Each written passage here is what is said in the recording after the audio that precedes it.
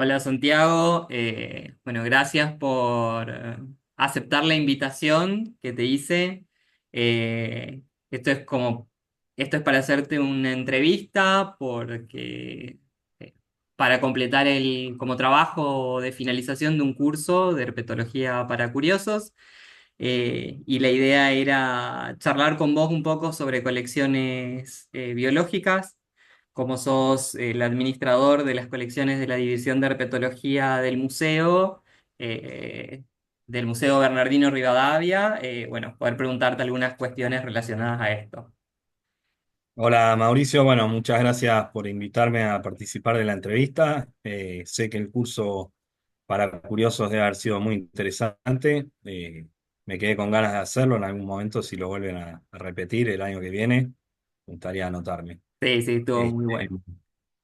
Bueno, sí, la idea era preguntarte algunas cosas bastante generales, y como para arrancar es, ¿cómo definirías vos a las colecciones biológicas y cuál es la importancia de la colección herpetológica en particular? bueno, para empezar te voy a dar una definición de una colección científica de historia natural que no es mía y te la voy a leer un poco porque dentro de las definiciones que hay y de las que encontré yo, me parece que esta es como bastante general y bastante amplia y es como una definición que pueden entender todos, no solamente las personas que están vinculadas al trabajo en las colecciones, ¿no? Y dice algo así como las colecciones de historia natural son un documento de cambio, el archivo fragmentario sobre el cual se basa nuestro conocimiento del mundo natural. Las colecciones contienen en sí mismas una parte importante de la memoria colectiva de la humanidad y la desaparición o deterioro de una de ellas es la pérdida de parte de esa memoria. Esa definición es de Jorge Víctor Crisi y Catinas Liliana del 2017, es un trabajo publicado y bueno, dentro de otros números y estadísticas que dan de las especies conocidas y las que restan por conocer, esa es una de las definiciones de las que yo encontré que a mí me gustan y me siento representado. Más allá de esta definición, una colección científica de historia natural, básicamente lo que hacemos es preocuparnos por alojar y cuidar especímenes, partes de ellos o sus restos, sus huellas que han dejado en el medio natural y bueno, tratar de preservarlas por la mayor cantidad de tiempo posible, ¿no? Y en la mejor condición, como Ujú. que puedan ser útiles para estudios referidos a la historia natural, a la biología en sí. Y vos sos parte ahora, o sea, vos sos el administrador de la colección del Museo Argentino, que entiendo es una de las más grandes, ¿no? Del país. Eh, ¿Cuándo surge esta colección? ¿Con cuántos ejemplares cuenta? ¿Cuál es la diversidad? Así en líneas generales. Bueno, en líneas generales, la colección podría decirse que comienza con los trabajos pioneros de Carlos Berg, ¿sí? Que vivió de 1843 a 1902. Eh, bueno, sus investigaciones en herpetología se basaron en una serie de ejemplares que fueron el núcleo actual de la colección de herpetología del museo. Después de Berg siguió Serie entre 1865 y 1951 y la división de herpetología dentro del museo se organizó a principios de los 40 con la jefatura de Jorge Cranwell, ¿no? Que sí, fue jefe de la división hasta el 97, creo. Y después siguió Gustavo Carrizo y después en el 2007 llegó Julián y bueno, fue nombrado como jefe de la edición. O sea que hay ejemplares desde 1850 aproximadamente. Sí, finales del siglo XIX, desde finales de 1800 está la colección histórica que cuenta con ejemplares de esa época. Sí. Están todavía conservados la mayoría en sus recipientes originales, en los que no se pudo conservar ese recipiente porque se fue rompiendo, sufrió algunos. unos desperfectos, bueno, ahí sí se reemplazaron los contenedores, ¿no? Pero la colección histórica se mantiene separada del resto de la colección y ahí están los ejemplares más antiguos. Y actualmente, ¿con cuántos ejemplares más o menos cuenta? Actualmente vamos por un número de inventario que sobrepasa ya el número 61.000, ¿sí? La colección cuenta aproximadamente, es un número muy aproximado y no es conocido a ciencia cierta, pero estamos hablando de unos 90.000 ejemplares dentro de esos 61.000 registros, que sería cada registro un número de inventario. Desde hace varias décadas atrás ya se comenzó a ingresar a la colección cada ejemplar con un número individual, y lo único que se conservó ingresándose en lotes fueron los larvas de anfibios, digamos, ¿no? Los renacuajos se ingresan de a lotes, si bien se cuentan, hoy en día se cuenta la cantidad de renacuajos que hay en un lote, y eso se anota en el libro de registros donde lleva el inventario, el número de inventario. La mayoría de los lotes de larvas no cuentan con un número exacto de ejemplares, ni siquiera muchas veces es aproximado, entonces ahí es donde el número final de ejemplares totales que tenemos en la colección varía bastante, y sumado a los lotes de larvas, antiguamente sí se ingresaban lotes de ejemplares, ¿no? Al principio el museo hacía campañas Claro, son a los la cambios antigua, los históricos naturalistas también que te iban van y dando. exacto, se Porque, recolectaban de todo tipo de animales y venían con lotes, y después se dividían. Bueno, eso se siguió practicando una vez que estaba la división de herpetología ya formada, pero bueno, la modernidad se dejó de implementar los lotes y cada ejemplar tiene un rótulo con un número. Por mm. eso, igual, más allá de que hoy lo hagamos así, no tenemos un número exacto de cuántos ejemplares hay en la colección. Y en esta diversidad de ejemplares que tenés, ¿de qué regiones son? ¿Hay ejemplares de otras partes del mundo? ¿La mayor parte es de Argentina? Sí. Si querés te puedo compartir la pantalla y tengo una representación, pero bueno, no sé si es el Sí, sí, objetivo de la entrevista. podés hacerlo. Es libre. Eh, Ahí te comparto. Es un mapita que te puedo mostrar donde se ve bien la representación geográfica. eh, pero sí, principalmente la representatividad que tenemos es de nuestro país y los países limítrofes. Mm, Y ahí están los puntitos, sí, hay mm, de distintos continentes, incluso de Oceanía. Eh, Claramente son ejemplares que fueron producto de intercambio en épocas pasadas, ya que hoy en día hay lugares y ejemplares, especímenes sería imposible traerlos sí. como parte de un canje. Este, Esta diapositiva es vieja, ya tiene unos cuantos años, por eso dice 55.000 registros, pero bueno, hoy en día ya vamos por el registro 61 y aproximadamente unos... Y así a eh, modo anecdótico, ¿cuál ha sido el grupo que más te llamó la atención con el que has trabajado? Así si hay alguno en particular. sí, bueno, a mí particularmente de chiquito, de muy chiquito, me gustó la herpetología sin saberlo, me gustaban los anfibios y los reptiles.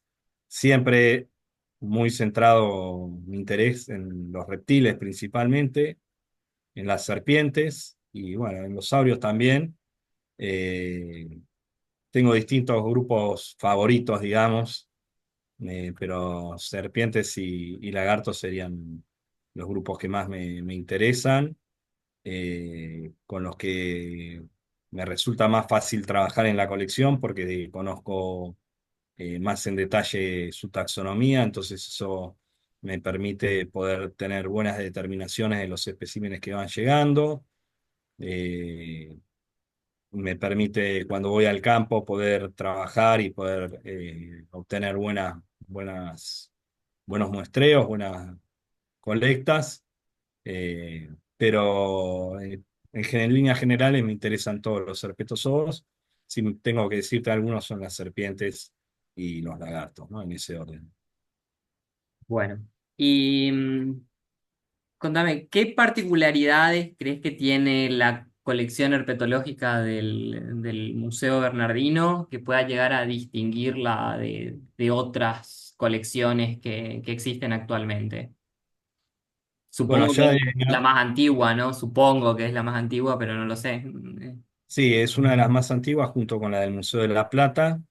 Eh, Nosotros fuimos, la Colección Nacional de Herpetología fue una colección de referencia y es una colección de referencia a nivel internacional. Vienen habitualmente, sobre todo de países limítrofes, a consultar nuestra colección, además de las personas de nuestro país. Eh, pero ¿Cu- bueno, ¿Cuántas consultas, por ejemplo, tienen por año? Si tenés un estimativo de ese tipo de datos. bien.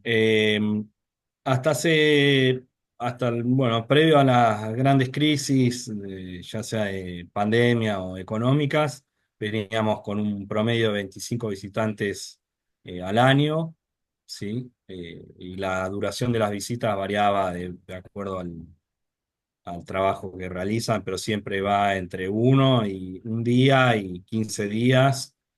Eh, hemos tenido visitantes que han durado un mes en la colección, pero por lo general suelen ser una semana eh, y ya terminan, digamos. Pero sí, en promedio, antes de todas estas situaciones anómalas como la pandemia y las crisis que se vienen dando últimamente, eran unos 25 visitantes al año en promedio. ¿Sí? Había algunos años un poquito más, algunos años un poquito menos.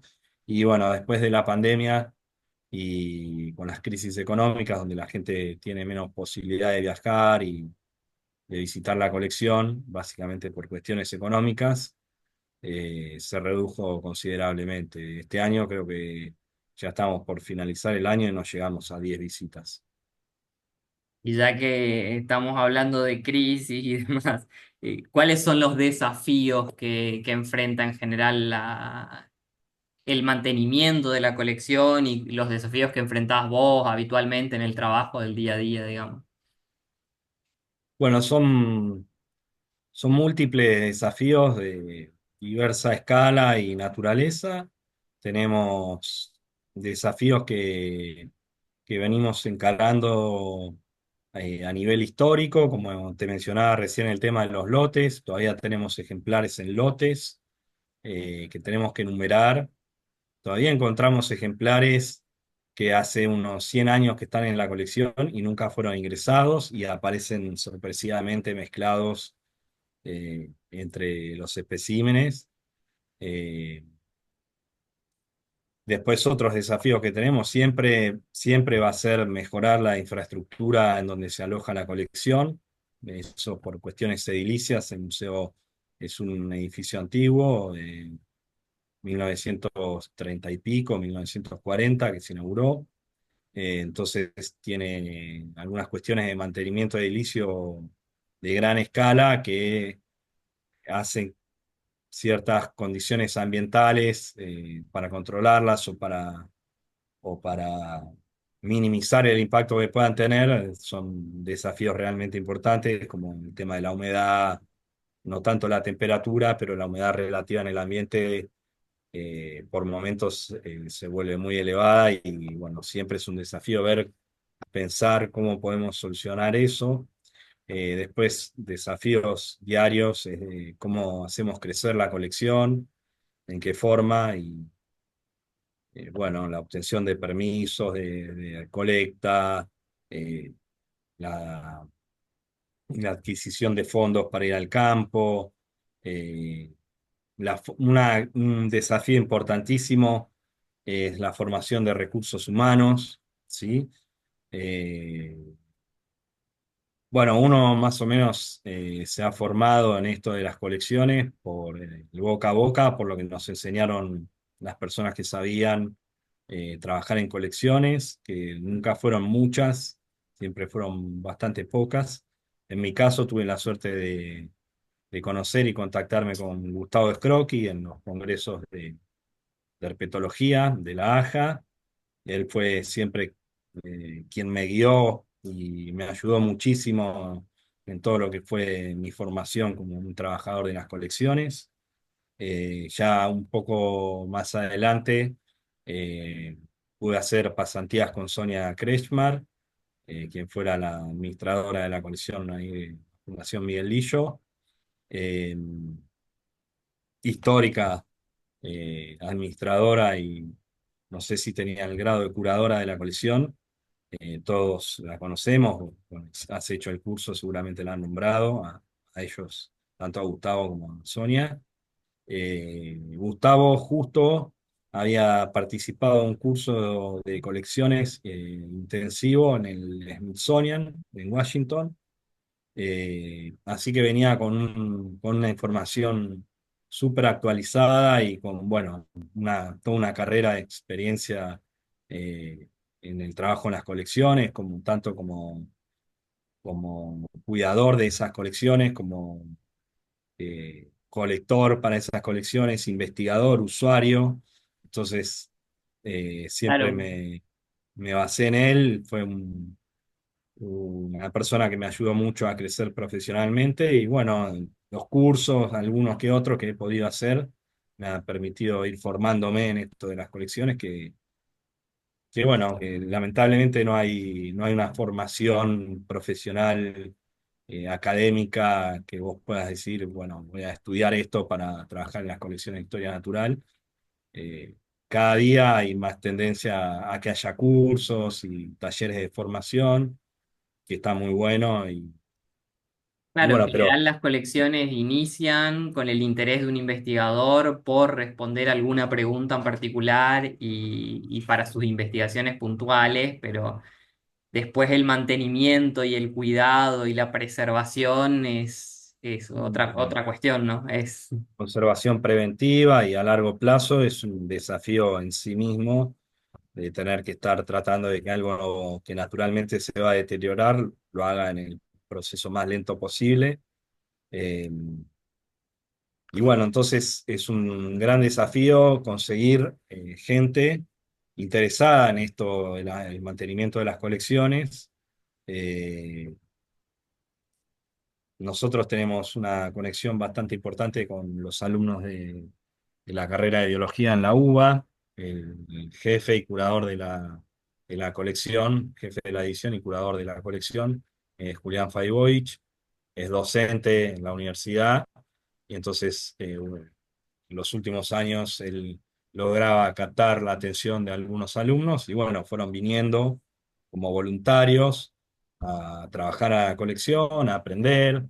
Y bueno, para aquel que está interesado en la herpetología, es una oportunidad súper interesante, además de trabajar en la colección, estar manipulando especímenes, sirviendo lo que hay, ¿no? Siempre es una gran sorpresa para todos cuando empezás a abrir esos muebles y alguien que no está familiarizado con las colecciones, de golpe ve toda esa diversidad de reptiles y anfibios y bueno, se sorprende mucho, ¿no?